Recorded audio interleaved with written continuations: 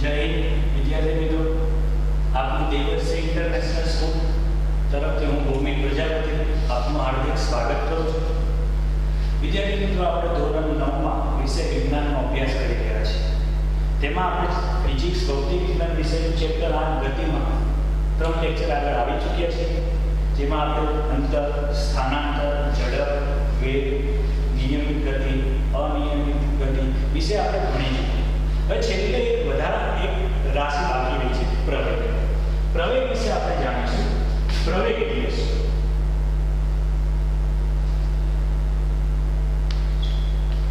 પ્રવેગ વિદ્યાર્થી મિત્રો, આપણે ગયા લેક્ચરમાં લાસ્ટ લેક્ચરમાં વેગ વિશે ભણ્યું. હવે વેગ કે ઝડપ અને સામાન્ય એક સરખું છે, તો ક્યારેક ઝડપ વધે છે, ક્યારેક ઘટે છે. તે વધારા અને ઘટાડાને માપવા માટેની રાશિ એટલે પ્રવેગ. તો એની વ્યાખ્યા આવશે વિદ્યાર્થી એકમ સમયમાં આપણે બધી મોસ્ટ ઓફ વ્યાખ્યામાં આવ્યું છે. એકમ સમયમાં વેગમાં થતા ફેરફાર પ્રવેગ કહે છે. એકમ સમયમાં વેગમાં થતો એકમ એટલે કોઈ ફિક્સ સમયમાં આપેલો સમયમાં વેગમાં ફેરફાર, વેગમાં વધારો થાય અથવા ઘટાડો થાય, તો એ સમયમાં કેટલો વધારો થયો, કેટલો ઘટાડો થયો એ માપવાને પ્રવેગ કહે છે. ત્યાંનું સૂત્ર બનશે વિદ્યાર્થી મિત્રો, પ્રવેગ બરાબર સૂત્ર પ્રમાણે એકમ સમય એટલે સમય નીચે આવશે અને શું થાય છે, વેગમાં થતો ફેરફાર. તો આગળ લખવું એટલે કે સમય કેટલા એમ જ રહેશે, ફેરફાર. તો એટલે મિત્રો આપણે સ્થાનાંતરમાં પણ આવી ચૂક્યું છે, સ્થાનમાં થતો ફેરફાર. તો આપણે સ્થાનાંતરની વ્યાખ્યા શું હતું, અંતિમ સ્થાન માઈનસ પ્રારંભિક સ્થાન. એવી જ રીતે વેગ હોય તો એ પ્રમાણે જશે અંતિમ વેગ માઈનસ પ્રારંભિક. હવે આપણે એને સંજ્ઞા સ્વરૂપે લખવું હોય તો અહીંયા યાદ રાખો, કઈ સંજ્ઞાઓ આપણે લખવી હોય તો પ્રવેગની સંજ્ઞા એ આવશે, સ્મોલ. અંતિમ વેગની, પ્રારંભિક વેગની સંજ્ઞા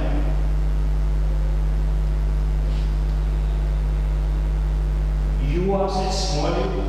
અંતિમ વેગની સંજ્ઞા v આવશે. અને સમયની વિદ્યાર્થી મિત્રો તમે જાણો છો t. તો આ સૂત્ર પ્રમાણે આપણે વ્યાખ્યા સંજ્ઞાઓ મૂકીએ તો આ પ્રવેગ છે, તો પ્રવેગ એટલે a, અંતિમ વેગ એટલે v, પ્રારંભિક વેગ એટલે u ભાગ્યા સમય એટલે આ જે એનું સૂત્ર છે.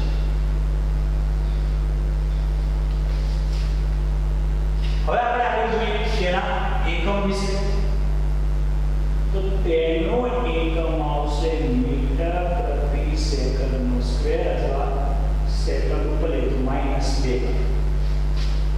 ખાસ યાદ રાખજો વિદ્યાર્થી મિત્રો, પ્રવેગનું સૂત્ર પ્રમાણે જવાબ જો વેગનો એકમ ખાલી મીટર પ્રતિ સેકન્ડ સ્ક્વેર નહીં આવે તો પ્રવેગના એકમમાં મીટર પ્રતિ સેકન્ડ એટલે સ્ક્વેર થાય. હવે તે કેવી રાશિ છે? આપણે બે પ્રકાર મળે, સદિશ રાશિ અને અદિશ રાશિ. તો વિદ્યાર્થી મિત્રો, આપણે અહીં વેગનો ઉલ્લેખ થાય છે અને વેગ આપણે લાસ્ટ લેક્ચરમાં ભણી ચૂક્યા તે સદિશ રાશિ છે. એટલે અહીં પણ વેગ આવશે, વેગનો ઉલ્લેખ હોવાથી પ્રવેગ પણ કેવી રાશિ છે? સદિશ રાશિ.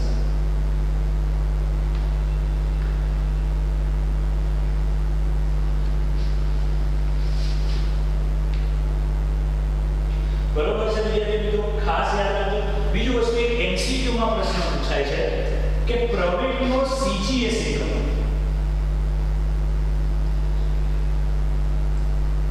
હવે વિદ્યાર્થી મિત્રો, આ વસ્તુ શું છે એ પણ એકમ એસા એકમની વાત કરી આપણે મીટર એ એકમ બે રીતના MKS અને CG. M એટલે મીટર, K એટલે કિલોગ્રામ, S એટલે સેકન્ડ. તો અહીંયા C એટલે સેન્ટીમીટર, G એટલે ગ્રામ, S એટલે સેકન્ડ. તો આ જ એકમ આપણે MKS માં લખીશું, કારણ કે M એટલે મીટર મીટરમાં દર્શાવે છે, સમય સેકન્ડમાં આવે છે, અહીં વજનની જરૂર નથી એટલે નથી જરૂર. તો આપણે આ જ એકમને તમે સીજીએસ એકમમાં ફેરવો તો અહીં મીટર હતું, સીજીએસ માં સેન્ટીમીટર આવશે સેન્ટીમીટર, અહીંયા પર સેકન્ડમાં ને અહીંયા સેકન્ડ એટલે સેકન્ડનો સ્ક્વેર. આ એક માર્ક્સમાં પૂછાઈ શકે નાના પ્રશ્નમાં એમસીક્યુ ખાલી જગ્યા કરા પ્રોગ્રામમાં એટલે ખાસ ધ્યાન. એટલે અત્યાર સુધી આપણે જે પણ બધા એસઆઈ એકમ ભણ્યા એ બધા એમકેએસ એકમમાં જ ભણ્યા છે અને એનો જ ઉલ્લેખ છે. ખાલી સામાન્ય એવી માહિતી આપેલી છે. હવે પ્રવેગના બે પ્રકાર છે, પ્રવેગી ગતિ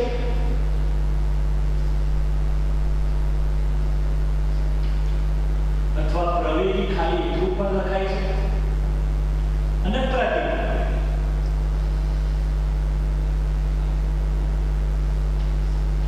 પ્રવેગી ગતિ એટલે કે અંતિમ પ્રારંભિક વેગ કરતા અંતિમ વેગ મોટો હોય.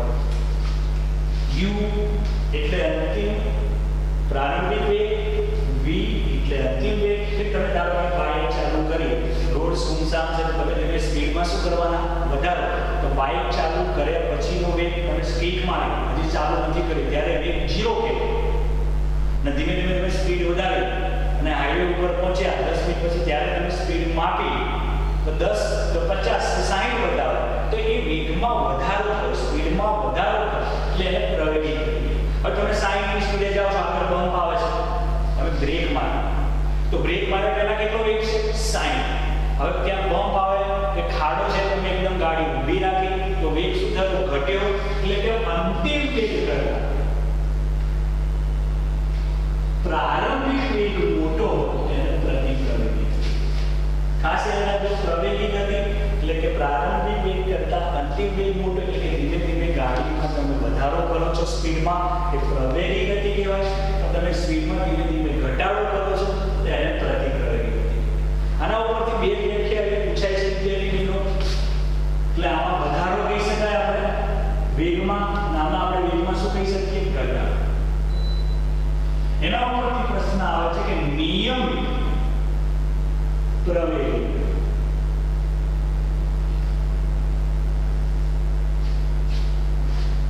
તો જો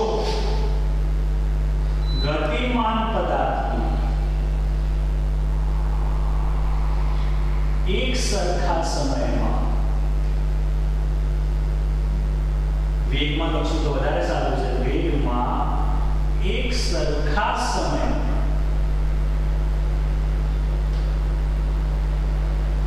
એક સરખો વધારો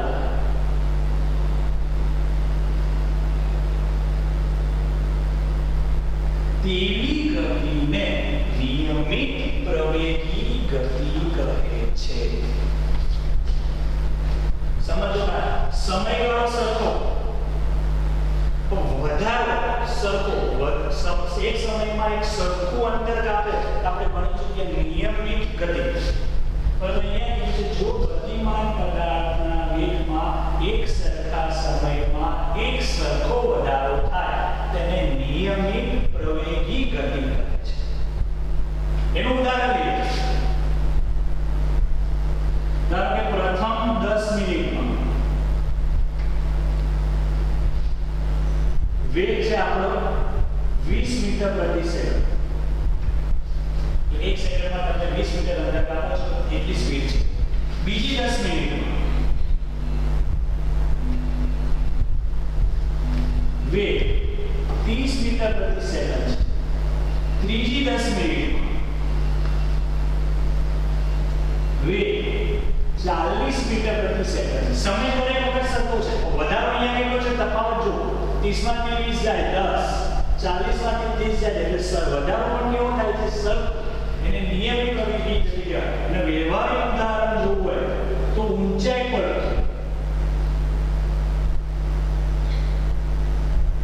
કોઈ પદાર્થ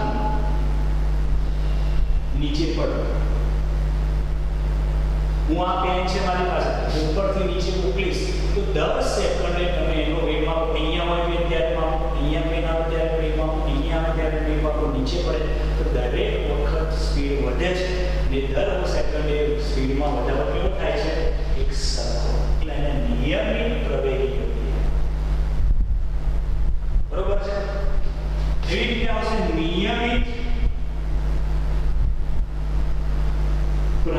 પ્રવેગની ગતિ.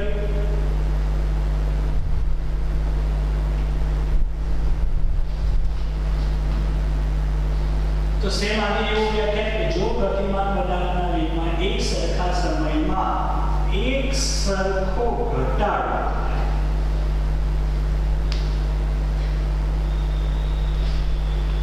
તેવી ગતિને નિયમિત પ્રતિપ્રવેગી ગતિ કહે છે. ફરીથી વિદ્યાર્થી મિત્રો, આ જે વ્યાખ્યા છે એમાં આવશે ખાલી આટલું જ ચેન્જ છે. ખાલી શબ્દમાં કહીએ તો વધારો અને ઘટાડો. જો ગતિમાન પદાર્થના વેગમાં એક સરખા સમયમાં એક સરખો ઘટાડો થાય તો તેવી ગતિને નિયમિત પ્રતિપ્રવેગી એટલે ઘટાડો ઉપર લખ્યું છે, પ્રવેગી એટલે વધારો. તો આપણે એનું ઉદાહરણ લઈએ. આ સમજવું હોય તો પ્રથમથી અહીંયા 40 કરો, અહીંયા 30 કરો, અહીંયા 20 કરો. તો સરખા સમયમાં ઘટાડો કેવો થાય છે? 10 ની સ્પીડ ઘટે. તો આવું ઉદાહરણ લેવું એમ કહી શકીએ આપણે અધો દિશા ઉધ્વ દિશામાં પદાર્થને ઉધ્વ દિશા એટલે નીચેથી ઉપર. અહીંયા પણ લોકો ઉપરથી નીચે લખવું હોય તો એવું લખાય અધો દિશા. તમારે એવું પણ લખી શકાય અધો દિશામાં કોઈ પદાર્થનું પડવું. ઉધ્વ દિશા નીચેથી તમે કોઈ પદાર્થ દડો ઉપર ફેંકશો તો જ્યાં નીચેથી પેન ફેંક્યું છે અહીંથી અહીંયા જાય, અહીંથી ઉપર જાય, ઉપર એમ દરેક સેકન્ડે એની સ્પીડમાં ઘટાડો થશે. પછી પાછું આવશે એ પાછું આગળ જશે. જ્યાંથી ઉપર જાય ત્યાં સુધી પ્રતિપ્રવેગી, પછી દિશા બદલી નીચે આવવાની શરૂ થાય એટલે પ્રવેગી. અને છેલ્લી એક વ્યાખ્યા જોઈએ આમાંથી છે અનિયમિત પ્રવેગી.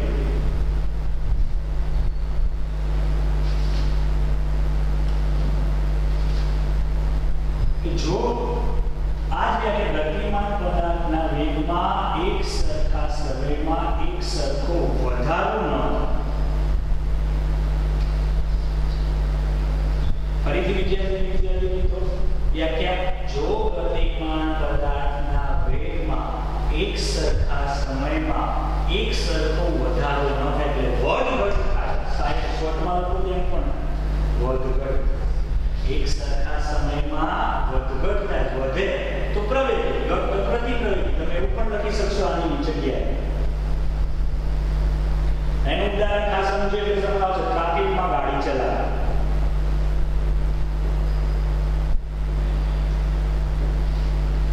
તમે બાઇક લઈને જાઓ, રસ્તામાં ટ્રાફિક છે, થોડીક વાર ટ્રાફિક નથી તો સ્પીડ વધારી, પાછી ટ્રાફિકની સ્પીડ ઘટી, પાછું ટ્રાફિક નથી, રસ્તો ખુલી ગયો હતી. તો જે વધઘટ થાય છે, જો એક સરખા સમયમાં ખાલી વધારો થતો હોય, ઘટાડો થતો હોય, એને અનિયમિત પ્રવેગી પણ કહી શકાય, અનિયમિત પ્રતિપ્રવેગી. પ્રતિપ્રવેગી વિશે આ ચોપડીમાં ઉલ્લેખ પણ નથી. અનિયમિત પ્રવેગીમાં કહી શકાય કે એક ગતિમાન પદાર્થના વેગમાં એક સરખા સમયગાળામાં એક સરખો વધારો ન થાય. ફરીથી ત્રણેયમાં વ્યાખ્યાઓ સેમ જ આવે છે, એક એક શબ્દનો ચેન્જ આવે છે. તો ફરીથી આપણે ત્રણે વ્યાખ્યા જોઈ એટલે ખબર પડે. નિયમિત પ્રવેગી ગતિ કે જો ગતિમાન પદાર્થના વેગમાં એક સરખા સમયમાં એક સરખો વધારો થાય તો નિયમિત પ્રવેગી ગતિ. નિયમિત પ્રતિપ્રવેગીની વ્યાખ્યા જોઈએ તો જો ગતિમાન પદાર્થના વેગમાં એક સરખા સમયમાં એક સરખો ઘટાડો થાય તેને અનિયમિત પ્રતિપ્રવેગી ગતિ કહે છે. અને અનિયમિત પ્રવેગી ગતિ તો ગતિમાન પદાર્થના વેગમાં એક સરખા સમયમાં એક સરખો વધારો ન થાય તેવી ગતિને અનિયમિત પ્રવેગી ગતિ કહે છે. ક્લિયર છે વિદ્યાર્થી મિત્રો? ખ્યાલ આવી ગયો? કમ્પ્લીટ? બરોબર છે? કમ્પ્લીટ. હવે આપણે જોઈશું આલેખ વિશે.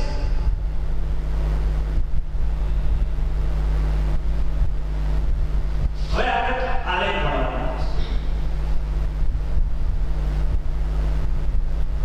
આલેખ વિશે ખાસ બહુ ડિટેલમાં નથી, આલેખ વિશે સામાન્ય માહિતી આપી છે તે આપણે ભણવાની છે વિદ્યાર્થી મિત્રો. તો આલેખ તો 8મા ધોરણમાં વિદ્યાર્થી મિત્રો તમે આલેખ ભણીને આવી ચૂક્યા છો. એમાં તમે ભણીને આવ્યા છો કે 4 અક્ષ આવે છે. x y x dash y. પરંતુ અહીં આલેખમાં બે અક્ષર લેવામાં આવે છે x અને y. એમાં x અક્ષ ઉપર સતત વધતું હોય એ દર્શાવવામાં આવે અને y અક્ષ પર જેમાં વધઘટ થતી હોય તે દર્શાવવામાં. તમારા ગણિતમાં પણ ચેપ્ટરમાં અંદર આંકડાશાસ્ત્ર ભણશો વિદ્યાર્થી મિત્રો, એમાં પણ આલેખ આવવાના છે. એમાં આ જ વસ્તુ યાદ રાખવાની આવશે કે જેમાં સતત વધે, સમય સતત વધે, સમય ક્યારેય ઘટે નહીં, એમાં સતત વધારો થાય. આપણે આગળ પણ ભણી ચૂક્યા. તો જેમાં સતત વધારો થતો રહેતો હોય એને x અક્ષ ઉપર દર્શાવવામાં આવે છે. અને જેમાં વધઘટ, સ્પીડ વધઘટ થાય, વેગ વધઘટ થાય, અંતરમાં વધારો ઘટાડો થાય દરેક સમયે, તો એ અહીંયા y અક્ષ ઉપર દર્શાવવામાં આવે છે. તો વિદ્યાર્થી મિત્રો આપણે જોઈએ કે આલેખ અહીં આપણે બે પ્રકારના પ્રમાણ છે.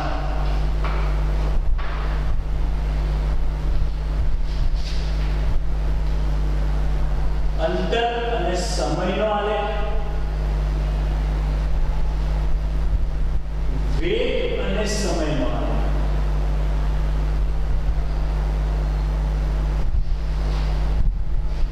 અંતર અને સમયનો આલેખ અને વેગ અને સમયનો આલેખ આપણે અભ્યાસ કરવાનો છે. તો અત્યારે આપણે જોઈએ અંતર અને સમયના આલેખના ઉપયોગ.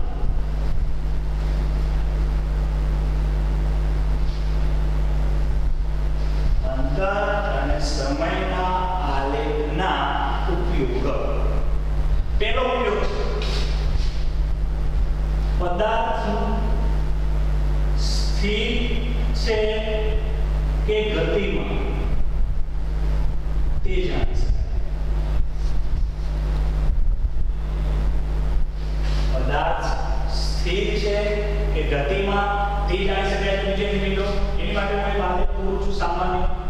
હવે અંતર અને સમય, તો સમય હંમેશા વધે એટલે અહીંયા આવે, અંતર હંમેશા વધઘટ થાય એટલે અહીંયા આવે. હું અહીંયા સમય દર્શાવું 5 મિનિટ, 10 મિનિટ, 15 મિનિટ. સામાન્ય સમજવાનું એવું જરૂરી નથી 2 મિનિટમાં દર્શાવું. અહીંયા હું અંતર આપું 1 કિલોમીટર, 2 કિલોમીટર, 3 કિલોમીટર. આ અંતર આપણે કિમીમાં દર્શાવું. હું અહીંથી સીધે માર્ગ દોરું, સીધી રેખા. તો જો 5 મિનિટે પણ જોઉં તો પણ સાધન મને 2 કિલોમીટર દેખાય. 10 મિનિટ પછી પણ જોઉં તો પણ મને સાધન 2 કિલોમીટર દૂર જ દેખાય. 15 મિનિટ પછી જોઉં તો પણ મને સાધન 2 કિલોમીટર દૂર દેખાય. તેનો મતલબ શું થાય? આપણે પહેલી વ્યાખ્યા ભણ્યા હતા કે જો સમય બદલાય તો સ્થાન ના બદલાય. એનો મતલબ કે જો આવો સુરેખ આલેખ આવે તો શું કહી શકાય? પદાર્થ કેવો કહેવાશે? સ્થિર છે. પરંતુ હું હવે આલેખ કેવો જોઉં? આવી ગતિ કરે છે. અહીંયા હું લખું 5, 10, 15. સમય છે મિનિટમાં દર્શાવ. અહીંયા આપણે કિલોમીટર, 1 કિલોમીટર, 2 કિલોમીટર અંતર છે કિમીમાં દર્શાવ. તો તમે જુઓ 5 મિનિટ પછી જોવું તો 1 કિલોમીટર અંતર આવશે. 10 મિનિટ પછી જોવું તો 2 કિલોમીટર અંતર આવશે. 15 મિનિટ પછી જોવું તો સમય વધે એનું સ્થાન પર શું થાય છે? બદલાય. તો આપણે એની ગતિમાં છે. બીજું, આનાથી આપણે એવું પણ જાણી શકીએ કે કોઈ પણ સમયે પદાર્થનું સ્થાન જાણી શકાય. કોઈ પણ સમયે પદાર્થનું સ્થાન જાણી શકાય. પછી પદાર્થની ગતિ નિયમિત છે, અનિયમિત છે કે અચળ પ્રવેગી છે. અચળ પ્રવેગી એટલે કે નિયમિત પ્રવેગી ગતિ તે જાણી શકાય. કેવો આલેખ આવે આપણે જાણી શકીએ? આપણે ત્રણેય પ્રકારના આલેખ જોઈએ. જો આલેખ હવે સામાન્ય દર્શાવ આવો સીધો આવે તો નિયમિત ગતિ.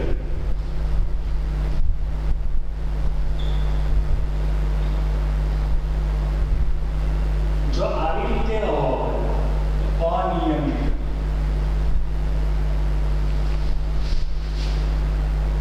આ આકૃતિ ખાસ સમજો. આપણે સ્વામિનારાયણનો ચાંદલો અડધો કરીએ એવું કરવાનું. અને આવો આલેખ આવે એને કહેવાય અચળ પ્રવેગી ગતિ. કેવું કહેવાય? અચળ પ્રવેગી ગતિ. અને આ આકારને કહેવાય પરવલય આકાર. બીજો એક ઉપાય જોઈએ કે અંતર સમયના, આ ખાસ એક માર્ક્સમાં પણ પૂછાય છે, સમયના આલેખમાં ઢાળ, અંતર સમયના આલેખનો ઢાળ, ઝડપ અથવા વેગ કંઈ પણ લખી શકે નું મૂલ્ય આપે છે. અંતર સમયના આલેખનો ઢાળ ઝડપનું મૂલ્ય આપે છે. એક માર્ક્સમાં પૂછાય છે કે અંતર સમયના આલેખનો ઢાળ કોનું મૂલ્ય આપે? ઝડપ અથવા વેગ. કે ઢાળ એટલે શું? તો આપણે હું કહું એટલે અહીંથી આ પદાર્થ આ જાય છે, તો આટલું જે મેં દર્શાવવા ઉપર એને ઢાળ, મારા ઢાળની કિંમત શું એને કહેવાય ઝડપ. તો અહીં ઝડપનું સૂત્ર શું આવે છે? અંતર ભાગ્યા સમય. તો અંતર કેટલું આપે છે? અહીંથી અહીંયા જાય એટલે આપણે ઊભી લીટી જોવાની. ઊભું ક્યાં જાય છે? અહીંયા.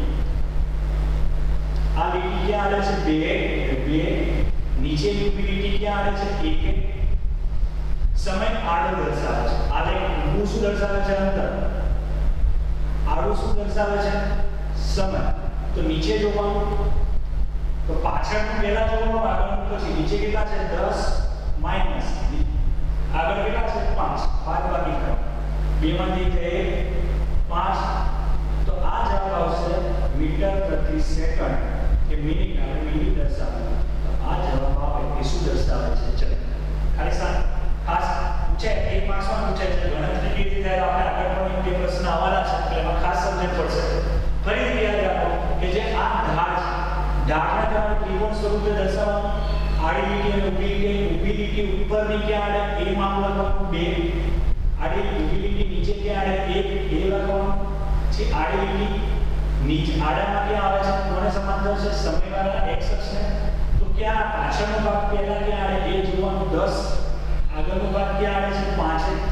ગણતરી કરી જે જવાબ આવે, આપણે ઉપર કિલોમીટર લખ્યું છે એટલે એનો એકમ આવે કિલોમીટર. સમય આપણે શેમાં દર્શાવ્યું? મિનિટમાં. તો એનો એકમ આવશે મિનિટ. બરોબર છે વિદ્યાર્થી મિત્રો? બસ આજે આટલે સુધી. નેક્સ્ટ આપણે બીજા આલેખના ઉપયોગ